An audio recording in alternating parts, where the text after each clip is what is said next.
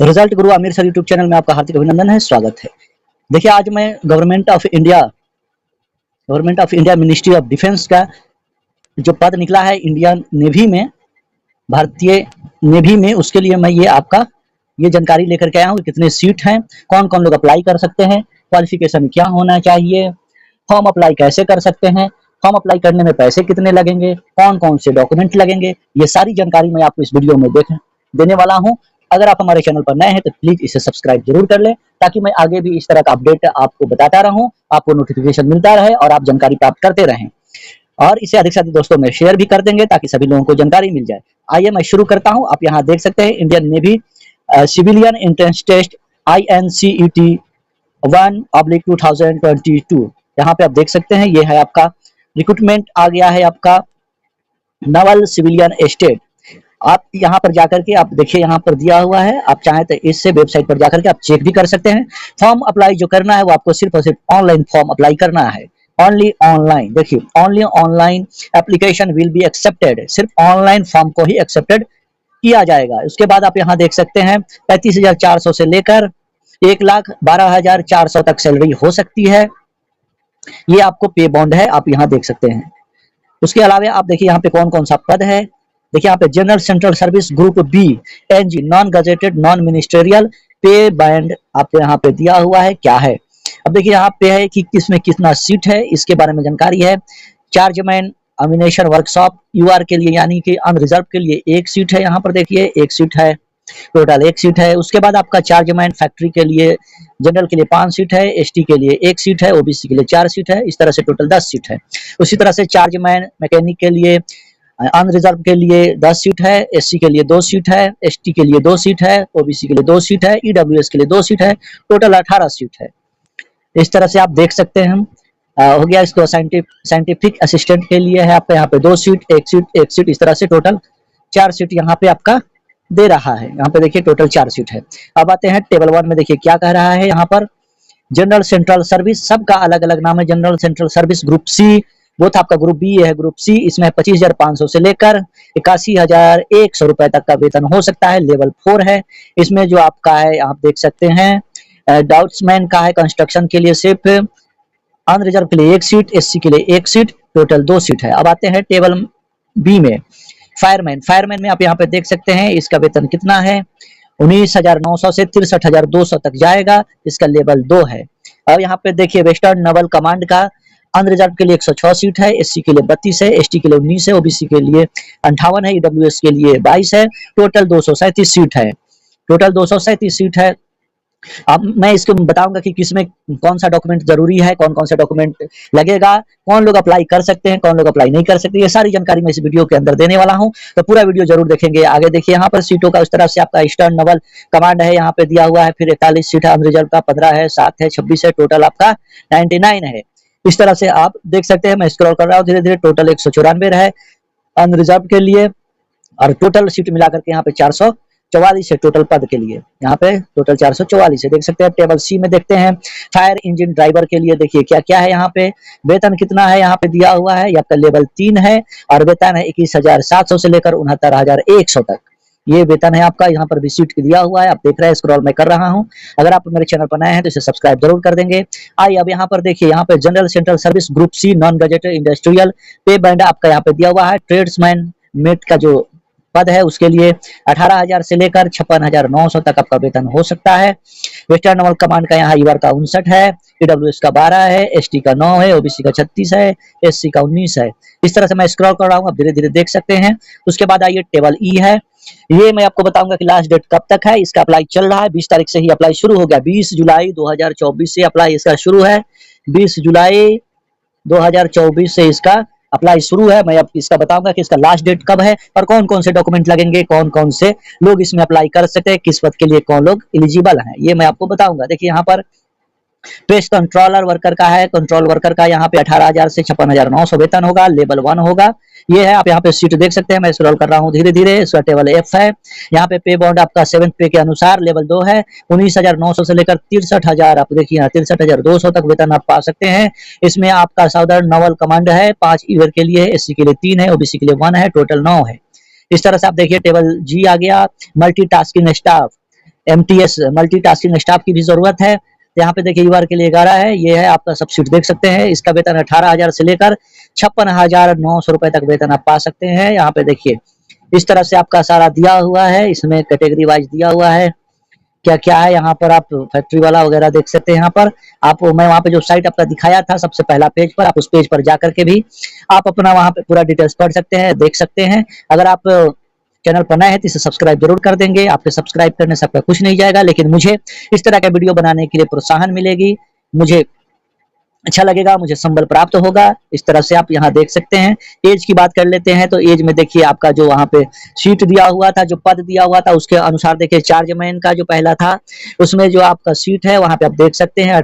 As जो है वो एज है 18 से 25 साल लिमिट है, और यहाँ पे बी जो है उसके लिए भी उतना ही एज है। और आप देखिए यहाँ पे सी नंबर जो चार्जमैन मैकेनिक का है इसके लिए नॉट एक्सीड 30 इयर्स, मतलब आपका वही एज है। उसके बाद में यहाँ पे देखिए 18 से 25 साल है, 18 से 27 वर्ष है। इस तरह से आप देख सकते हैं एज दिया हुआ है यहाँ पर। यहाँ पे tradesman, pest control worker, cook और मल्टीटास्किंग स्टाफ के लिए मिनिमम एज 18 साल, मैक्सिमम 25 साल के लोग इसमें अप्लाई कर सकते हैं। अब आइए यहाँ पे जो चार्जमैन है आप देख लेते हैं कि क्वालिफिकेशन क्या क्या होना चाहिए। तो जो चार्जमैन है वो bachelor of science degree with physics और केमिस्ट्री और mathematics, bachelor of science bachelor of science यानी आपका BSc होना चाहिए, फिजिक्स हो या केमिस्ट्री में हो या मैथ में हो तो आप इसके लिए अप्लाई कर सकते हैं, या फिर डिप्लोमा हो लेकिन केमिकल इंजीनियर में हो तो आप इसके लिए अप्लाई कर सकते हैं। आगे देखिए यहाँ पे क्वालिफिकेशन चार्जमैन फैक्ट्री के लिए जो आपका क्वालिफिकेशन है उसमें आप देखिए इसमें बैचलर ऑफ साइंस है, फिजिक्स हो, केमिस्ट्री हो या मैथ हो तो चलेगा, या फिर डिप्लोमा हो इलेक्ट्रिकल, इलेक्ट्रॉनिक्स या मैकेनिकल, कंप्यूटर इंजीनियर, ये लोग भी इसमें अप्लाई कर सकते हैं। इस तरह से आप देख सकते हैं चार्जमैन मैकेनिक का यहाँ पर दिया हुआ है, आप यहाँ पर देख सकते हैं कि क्या क्या जरूरत है। उसी तरह से आपका साइंटिफिक असिस्टेंट के लिए आप यहाँ पे देखते हैं, यहाँ पे साफ साफ लिखा हुआ है BSc डिग्री होना चाहिए, फिजिक्स या केमिस्ट्री, इलेक्ट्रॉनिक्स और ओशेनोग्राफी विद 2 ईयर्स, 2 साल का जरूर एक्सपीरियंस होना चाहिए, वे लोग इसमें अप्लाई कर सकते हैं। इस तरह से आप देख सकते हैं। देखिए यहाँ पर भी फिर है मैट्रिकुलेशन, अगर आप डाउट्समैन के लिए कर रहे हैं, डाउट्समैन के लिए कंस्ट्रक्शन के लिए तो सिर्फ आप मैट्रिक किए हुए हैं तो भी आप इसके लिए अप्लाई कर सकते हैं, उसके लिए आप एलिजिबल हैं। यहाँ पे देख लीजिए मैट्रिक किए हो या ITI किए हो तो भी आप अप्लाई कर सकते हैं। फायरमैन के लिए आपका 12th पास होना जरूरी है, यहाँ पे देख लीजिए 12th पास होना जरूरी है किसी भी बोर्ड से। इसमें कुछ नहीं रखा गया है कि आपका क्या होना चाहिए, आर्ट्स या साइंस, यानी सिर्फ 12th अगर पास है तो फायरमैन के लिए आप अप्लाई कर सकते हैं।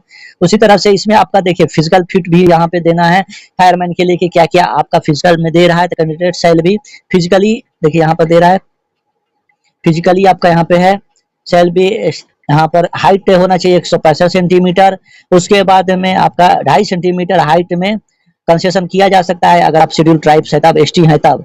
चेस्ट आपका नॉर्मल 81.5 सेंटीमीटर होना चाहिए और फुला करके सीना को आपका 85 सेंटीमीटर होना चाहिए, वेट 50 किलो होना चाहिए, आई 6/6 नॉर्मल विजन होना चाहिए, तब आप फायरमैन के लिए अप्लाई कर सकते हैं। इंड्योरेंस टेस्ट आपका carrying a person fireman 3.5 kilometre to a distance of कितना मीटर 96.7। तो ये कह रहा है कि आप 63.5 किलो वेट उठा करके आपको 183 मीटर दौड़ना है सिर्फ और सिर्फ 96 सेकंड में। दौड़िए चलिए जो भी करना है।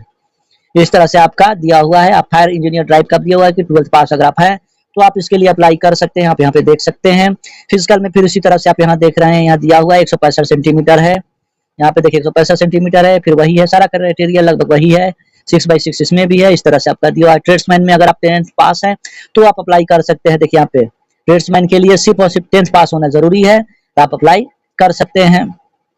उसी तरह से पेस्ट कंट्रोल वर्कर के लिए भी मैट्रिकुलेशन होना जरूरी है। मल्टीटास्किंग स्टाफ के लिए मैट्रिकुलेशन होना चाहिए, या फिर ITI अगर पास है तो भी आप अप्लाई कर सकते हैं।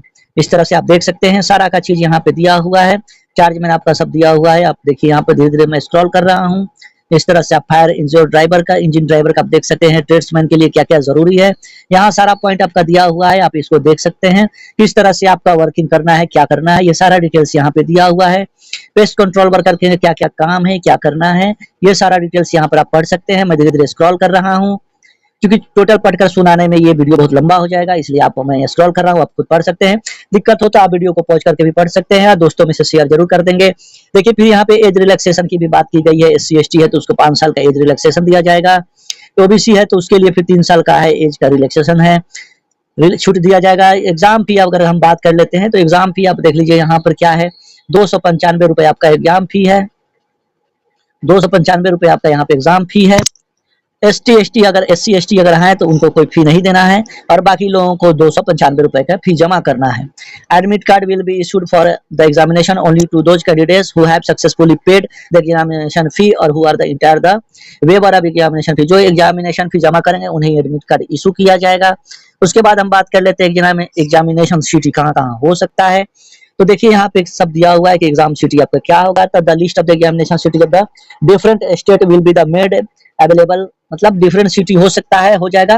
फिर आपको वहां पे जब आप फॉर्म भरेंगे तो वहां पे ये बताया जाएगा कि आप इसमें से कौन से सिटी को सिलेक्ट करना है। किसी दो सिटी को आपको सिलेक्ट करना है और वही आपका एक सेंटर बनाया जाएगा। एप्लीकेशन फॉर मल्टीपल पोस्ट, अलग अलग पोस्ट के लिए आप यहाँ पे अप्लाई कर सकते हैं। देखिए स्कीम ऑफ एग्जामिनेशन यहाँ पे दिया हुआ है, क्या है, किस तरह से आपका एग्जाम होगा, कौन कौन सा आपका क्वेश्चन, आपका इसका सिलेबस क्या है, ये सारा यहाँ पे दिया हुआ है। जनरल इंटेलिजेंस, देखिए यहाँ पे जनरल इंटेलिजेंस 25 नंबर का, जनरल अवेयरनेस 25 नंबर का, क्वांटिटेटिव एप्टीट्यूड 25 नंबर का, इंग्लिश लैंग्वेज 25 नंबर का। इस तरह से टोटल 100 क्वेश्चन होंगे, समय आपको दिए जाएंगे 90 मिनट। आगे हम बात कर लेते हैं और क्या है सिलेबस फॉर एग्जामिनेशन। यहाँ पे सिलेबस भी आपको दिया हुआ है, मैं धीरे धीरे स्क्रॉल कर रहा हूँ। पढ़ने में दिक्कत होगा तो आप यहाँ पे स्क्रीनशॉट ले सकते हैं, पढ़ सकते हैं, या फिर आप इसको वीडियो को पॉज करके भी पढ़ लेंगे, देख लेंगे। जनरल अवेयरनेस में क्या क्या पूछा जाएगा वो आपको बता रहा है कि कल्चरल है, ज्योग्राफी है, देखिए यहाँ पे कल्चरल है, ज्योग्राफी है, इकोनॉमिक्स है, जनरल पॉलिटी है, साइंटिफिक रिसर्च है। इस तरह से क्वांटिटेटिव एप्टीट्यूड में क्या क्या पढ़ना है, अलजेब्रा है, एलिमेंट्री सर्च है, ग्राफ्स है, ट्रायंगल है, ये सब आपको बता रहा है। फिर इंग्लिश लैंग्वेज में क्या क्या पूछेगा, ये सब आपको कंप्रीहेंशन है, करेक्ट इंग्लिश है, यानी आपका जो एक कॉमन एरर देता है वो है। जनरल इंटेलिजेंस में क्या क्या है ये आपको बता रहा है, जनरल अवेयरनेस है, क्वांटिटेटिव एप्टीट्यूड है, इंग्लिश लैंग्वेज है, इस तरह का आपका सारा चीज दे रहा है। आप इसको पूरे सिलेबस को ध्यान से पढ़ सकते हैं और तैयारी में अभी से आप लग सकते हैं। अगर अभी से आप तैयारी में लग जाएंगे तो समझिए कि आपकी नौकरी पक्की है। आज के युग में नौकरी लेना बहुत जरूरी होता है, इसलिए अगर आप मेहनत कर रहे हैं, पढ़ाई कर रहे हैं, मैट्रिक इंटर बीए किए हुए हैं, तो आप जरूर इसकी तैयारी करें ताकि आपको नौकरी मिल जाए आसानी से। इसलिए आप मेहनत करते रहें, नौकरी की तैयारी करते रहें। और यहाँ पे देखिए सब कुछ है, टाइम टेबल सब दिया हुआ है, 20 मिनट क्या है, इस तरह से। फिर नॉर्मलाइजेशन किया जाएगा, फिर डेट ऑफ एग्जामिनेशन है। यहाँ पे आप चाहे तो आप इसके साइट पर, यहाँ पर देखिए साइट दिया हुआ है, यहाँ पर आप जा करके दोनों में से कोई भी एक को खोल करके आप देख सकते हैं, पढ़ सकते हैं, समझ सकते हैं। इस तरह से आपका दिया हुआ है। फिर डॉक्यूमेंट वेरिफिकेशन कैसे किया जाएगा, किस किस आधार पर किया जाएगा, यहाँ पे दिया हुआ है, आप इसको पढ़ लेंगे, स्क्रीनशॉट ले सकते हैं।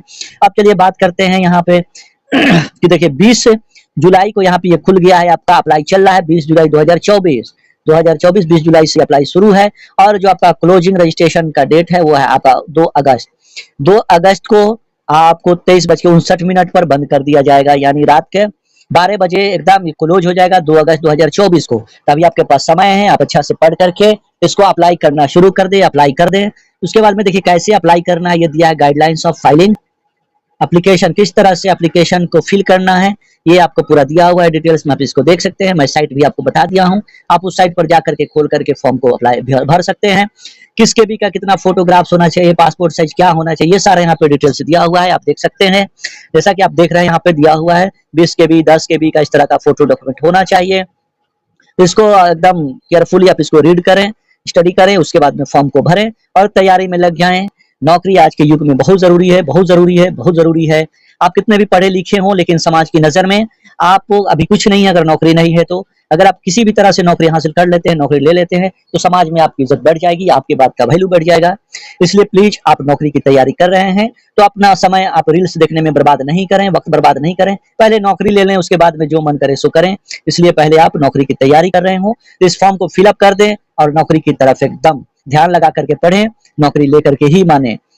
क्योंकि अगर आप कितने भी पढ़े लिखे हैं, आपका गांव समाज तो छोड़िए, आपका घर में भी आपका वैल्यू नहीं होगा। लोग आपकी बातों को ध्यान से नहीं सुनेंगे, आप कितने भी अच्छे सलाह देंगे, कितने भी अच्छी राय देंगे, आपकी बातों को ध्यान से नहीं सुना जाएगा, वेट नहीं दिया जाएगा, वजन आपकी बातों का नहीं दिया जाएगा, कदर नहीं किया जाएगा। इसलिए प्लीज आप लोग नौकरी की तैयारी कर रहे हैं तो जी जान लगा दीजिए।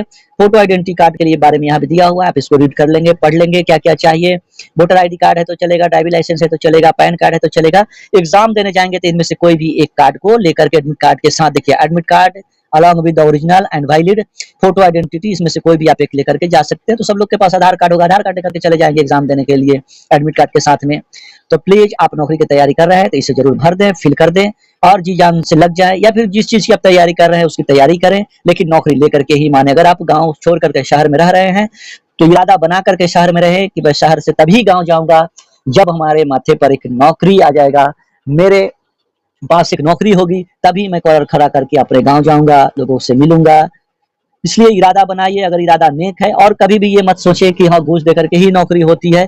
1-2% हो सकता है कि अपवाद में होता हो, लेकिन प्लीज आप देख लें, आपके मेरिट पर ही नौकरी मिलेगी। हो सकता है कोई बहकावे में आ जाए, कहे कितना लाख रुपए दे दो, इतना दे दो, मैं आपको नौकरी दिला दूंगा। उस चक्कर में कभी नहीं पड़ना है। अपनी मेहनत पे भरोसा करें, नौकरी पर ध्यान दे, पढ़ाई पर ध्यान दे। एकदम इरादा बना लेंगे तो आपको नौकरी जरूर मिलेगी, जरूर से जरूर मिलेगी। तो ये था आपका पूरा फॉर्मेट जो मैं आपको भी जानकारी दिया हूँ। आप डेट नोट कर लेंगे, डेट को आप नोट कर लें कि 2 आपको अगस्त तक ही ये फॉर्म फिलअप होगा, उसके बाद ये आपको रजिस्ट्रेशन इसका नहीं होगा। तो प्लीज अगर आप नेवी की, आर्मी की ये सब की तैयारी कर रहे हैं तो ये नेवी का ही है, आप चाहें तो इसको भर सकते हैं। ऐसे अधिक से अधिक दोस्तों के बीच शेयर जरूर कर देंगे। बहुत मेहनत करके आप लोगों के लिए मैं वीडियो लाता हूँ, इसे अधिक से अधिक शेयर कर दें। बहुत बहुत शुक्रिया, बहुत बहुत धन्यवाद। चैनल को सब्सक्राइब जरूर कर लेंगे।